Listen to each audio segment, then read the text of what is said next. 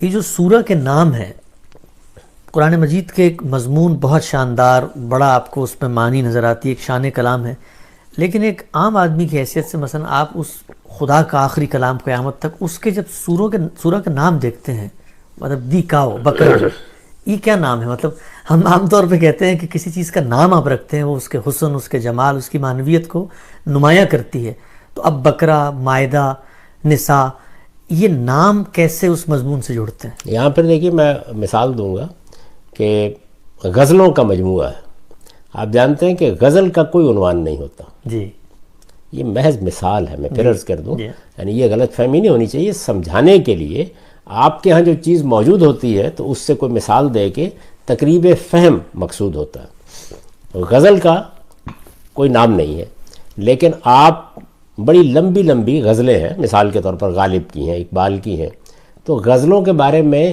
آپ یاد رکھنا چاہتے ہیں کون سی غزل، تو آپ کہتے ہیں کہ وہ من والی غزل، جس میں من آ رہا ہے، جس میں من آ رہا ہے، نہ تن تیرا نہ من میرا۔ اچھا، آپ کہتے ہیں وہ کون سی غزل، آپ کہتے ہیں وہ ہے ساکی، تو یہ کیا ہے؟ ایک علامت کو پکڑا آپ نے اور نام بنا دیا۔ ٹھیک ٹھیک۔ تو عربوں کا ذوق بھی کچھ اسی قسم کا ہے۔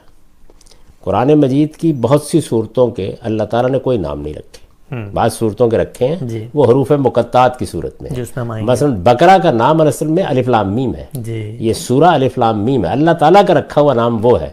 تو صحابہ کرام میں ظاہر ہے کہ ذکر ہوتا تھا کون سی سورہ، تو وہ بعض اوقات بات کرتے ہوئے ایک دوسرے سے کہتے تھے کہ سورہ التی ذکرت فی البقرہ، جس میں گائے کا ذکر ہے، جس میں گائے کا ذکر ہے، تو یہ اس سے اس کا نام البقرہ پڑ گیا۔ تو یہ صحابہ کرام کے رکھے ہوئے نام ہیں، اللہ تعالیٰ کے رکھے ہوئے نام ان میں سے ایک دو کے سوا نہیں۔ تو مطلب اللہ میاں نے ان کے بعض صورتوں کے تو نام رکھے، اس پہ ہم آئیں گے کہ ان کے معنی کیا ہوتے ہیں، لیکن مثلا اللہ میاں نے اس مسئلے کو کیسے حل کیا کہ جب میں قرآن پڑھ رہا ہوں اور آپ مجھ سے پوچھیں تو میں کیسے بتاؤں کہ وہ کون سی، جب سورہ کو الگ ڈسٹنکٹ کر دیا ہے تو پھر ہر سورہ کا نام ہونا چاہیے تھا نا، جب بعض کا رکھا ہے بعض کا کیوں نہیں رکھا پھر؟ نہیں، دیکھیے بات یہ ہے کہ میں نے پھر وہی عرض کیا، غزل کا کوئی نام نہیں ہوتا، آپ اپنی ضرورت سے رکھ لیتے ہیں، تو قرآن مجید ایک اعلیٰ کلام ہے نا، تو اس میں یہ چیز خود ہی مقدر ہے کہ اگر کسی وقت ضرورت ہوگی تو رکھ لیں گے، باقی سورہ کے فصل کے لیے بسم اللہ الرحمن الرحیم لکھ دی جاتی تو کوئی مسئلہ نہیں ہوتا، یعنی ہر سورہ کے شروع میں بسم اللہ الرحمن الرحیم سوائے سورہ توبہ کے لکھی ہوئی ہے۔ تو میں نے ابھی عرض کیا نا کہ ایک دو نام آپ کو ملتے جلتے ملیں گے جو اللہ تعالیٰ کے رکھے ہوئے، اور وہ مثلا یاسین کو دیکھیے، یعنی اللہ تعالیٰ نے جتنے نام رکھے ہیں وہ حروف مقطعات کی صورت میں ہے۔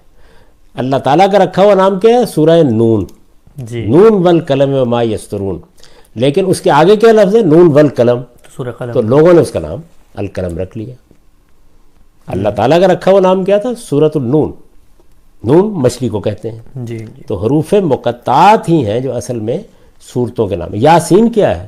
اصل میں تو حروف مقطعات میں سے ہے، لیکن یہاں ہم آہنگ ہو گیا، یعنی اللہ کا رکھا ہوا نام بھی یاسین تھا اور اس کا معروف نام بھی یاسین ہی ہوا۔ بالکل ٹھیک۔ تو بعض صورتوں میں تو یہ ہوا ہے، دو چار جگہوں کے اوپر، کہ جہاں جو نام اللہ تعالیٰ نے رکھا، طٰہٰ حروف مقطعات میں سے ہے، اللہ تعالیٰ کا رکھا ہوا نام ہے، وہی سورہ کا نام شہرت بھی پا گیا، حامیم السجدہ۔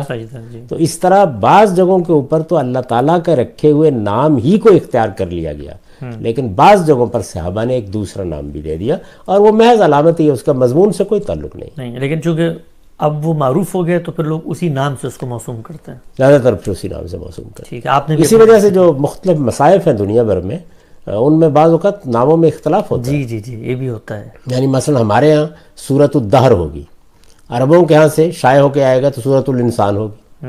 اب اس میں بھی دیکھیے، هل اتى على الانسان حين من الدهر، انسان یہاں لے لیا، آپ نے دہر لے لیا، انہوں نے انسان لے لیا۔ تو یہ بس ایسے علامتی طور پر لوگوں نے نام رکھے ہیں۔ صورتوں کے اللہ تعالیٰ کے رکھے ہوئے نام کیا ہے؟ حروف مقطعات، یہ صورتوں کے نام ہیں۔ بالکل۔